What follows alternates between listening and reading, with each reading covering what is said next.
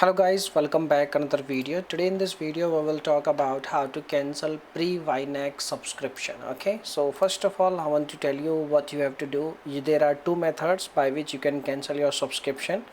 You need to visit on the official website and you need to log in into your account, and once you logged in into your account, you need to select your subscription page, and on the subscription page you can edit, update or cancel your subscription at any time. Okay, and you will receive regularly notification when they are going to deliver your next shipment. Okay, so what you have to do, you need to cancel your subscription at least 7 days prior to your next billing date.